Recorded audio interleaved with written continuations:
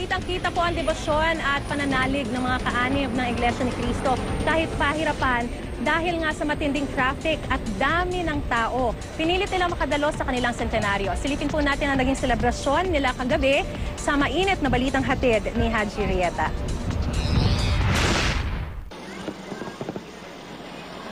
Galing pa sa Singapore ang pamilya ni Lito Matahom na isang IT specialist. 15 taon na raw siyang naninirahan doon, kasamang pamilya at magkakasama silang umuwi para makiisa sa selebrasyon ng ika-100 taon ng Iglesia ni Cristo. So, kumusta po ang biyahe? Ito po, maayos naman po. Exciting nga po eh. Bakit po? Dahil kasama yung mga kapatid, naglalakad, at masasaya. Gaya ni Lito, libo-libong kaanib ng Iglesia ni Cristo ang dumagsa sa Ciudad de Victoria sa Bukawi, Bulacan para sa nasabing pagtitipon. Dahil sa dami ng tao, karamihan sa mga sasakyan ay pinarada na lang sa NLEX at naglakad na lang ang mga kaanib.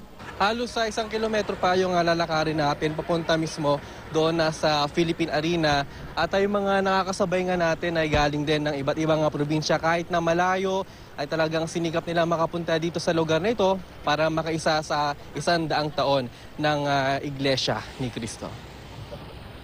Bagamat mistulang usad pagong ang trapiko, may mga pulis namang nakabantay at tumutulong sa pagsasaayos sa daloy ng trapiko at ng mga naglalakad.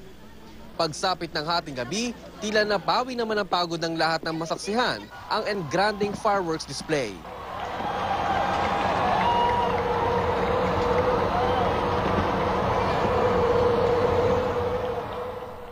Kabanatuan po.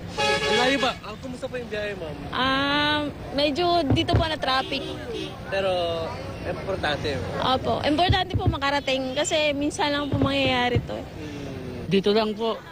Makita lang po namin kahit po hindi pa kami nakakarating doon. Pero sisikapin po namin makarating doon. Masayang-masaya na po kami. Pagsapit naman ng alas 3 na madaling araw, di mahulog ang karayom ang labas ng Philippine Arena. Sa ngayon ay puno na ang Philippine Arena na di bababa sa 50,000 ang seating capacity. Kaya naman yung ibang kaanib na Iglesia ni Cristo hindi nakapasok sa loob ay dito na lang muna sila sa labas ng arena. Gaya ng nakikita nyo, napakarami. Ito nga mga tao na nandito ngayon. Bale wala sa kanila ang sitwasyon ngayon dito.